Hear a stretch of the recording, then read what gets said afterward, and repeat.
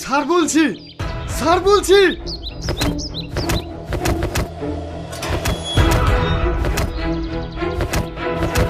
আরে আরে আরে ছাড় ছাড়ো, এইভাবে কেন নিজেদের মধ্যে ঝামেলা করে? ছেড়ে দিন ভাই, ওকে আমি শেষ করে দেবো। আমি তো কিছুই বুঝতে পারছি না, তোমরা এভাবে ঝামেলা করছো কেন? আর বলো না, সারাদিন মোবাইল নিয়ে পড়ে থাকে, বাড়ির একটা কাজ করে না, তাই ও মোবাইলটাকে শেষ করেছি।